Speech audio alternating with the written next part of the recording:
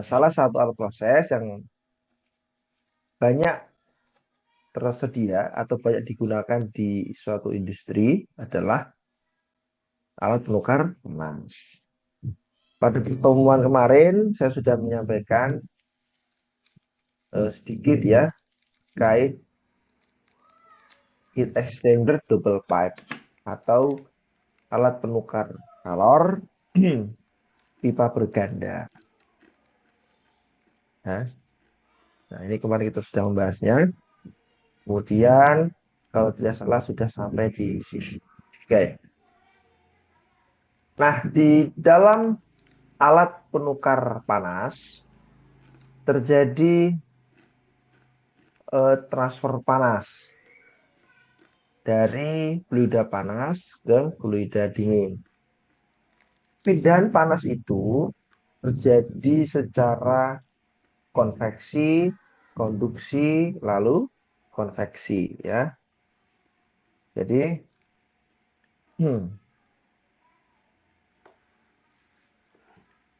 katakanlah ada fluida panas masuk melalui inner pipe, lalu fluida dingin masuk melalui anulus. Maka panas atau kalor berpindah dari fluida yang di dalam inner pipe ke fluida yang di anulus ya. Nah, perbedaan ini terjadi secara konveksi, lalu konduksi, lalu oke. Untuk memahami lebih dalam ya atau untuk memahami lebih mudah gitu ya, kita berangkat dari dinding datar dulu ya. Jadi pada suatu dinding datar, ini adalah sebuah dinding ya, tebalnya L, luasnya A, luas penampangnya A. Di sisi sebelah sini suhunya dijaga tetap T1 ya, dan di sebelah ini dijaga tetap T2. Maka panas akan berpindah dari T1 ke T2 ya. Makanya panasnya akan ke arah kanan ya. Dari kiri ke. Nah, tentu di mata kuliah perbedaan panas kalian sudah mendapatkan ini, tapi tidak masalah, kita review ya. Kita review lagi. Maka laju perbedaan panas yang masuk ke dinding sama dengan dikurangi laju perbedaan panas yang keluar dari dinding sama dengan eh, perubahan energi gitu ya. Nah, dianggap steady state maka ini dianggap nol. Maka Q1 sama dengan Q out ya, atau Q di sepanjang dinding adalah konstan atau sama. Maka digunakanlah hukum Fourier. Q konduksi sama dengan minus KA delta T per dx ya, di mana K adalah konduktivitas materialnya atau dindingnya, A luas penampangnya, dt ya, ini adalah perbedaan suhunya per dx. Dx ini adalah tebal dari dinding ya. Kemudian diintegralkan dengan kondisi batas pada X0 T sama dengan T1, pada XL T sama dengan T2.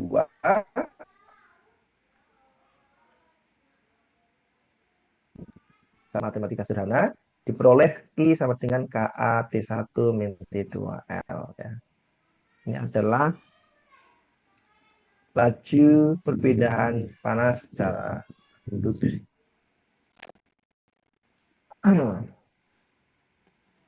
Kalau ingin mencari head fluxnya, Q sama dengan T besar ya. Ini laju perbedaan panasnya.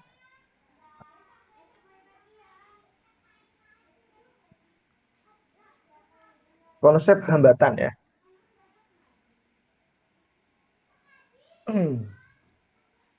Q sama dengan KA T1 min T2 per L. Disusun ulang ya. Q sama dengan T1 min T2 R wall ya. Jadi ini disusun ulang supaya menjadi delta T per R gitu ya. Maka R-nya adalah L per KA. L adalah L per KA.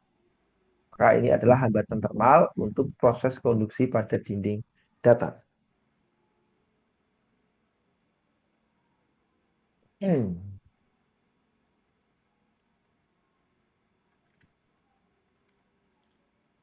Maka dianalogikan dengan aliran listrik dari T1 ke T2.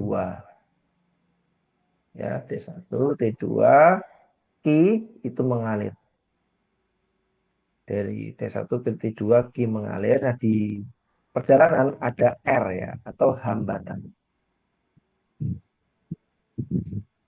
Nah, profil ini itu seperti dengan profil arus listrik bahwa di sini ada tegangan 1, di sini ada tegangan 2, di mana tegangan 1 lebih besar dari tegangan 2, maka arus mengalir dari T1 ke T2.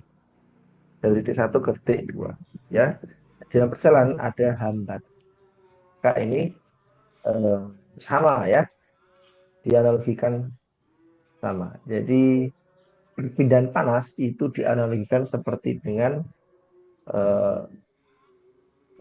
perpindahan arus listrik.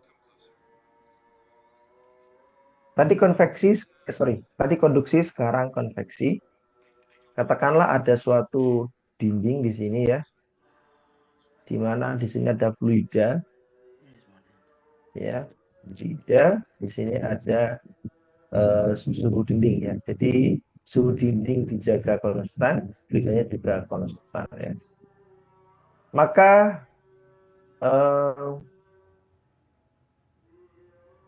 jika T dinding ini lebih besar dari T fluida, maka panas akan mengalir dari TS ke T fluida. Nah, perbedaan ini diekspresikan melalui hukum pendinginan Newton.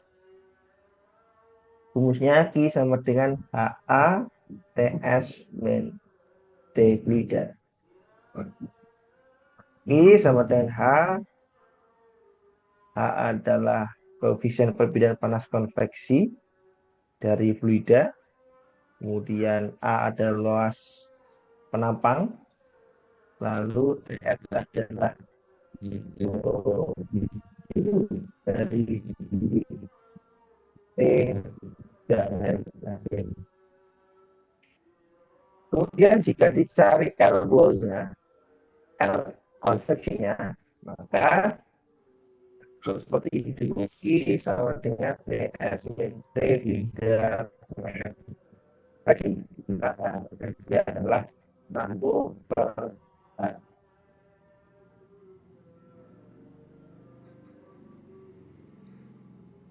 adalah proses konveksi ya. Tapi bah ya tidak dengan arbitrary atau arbitrary tidak ini adalah titik tinggi, ini adalah titik dari fibra di mana I mengalir dari titik S ini ke titik fibra ya. Di dalam sana ada awan.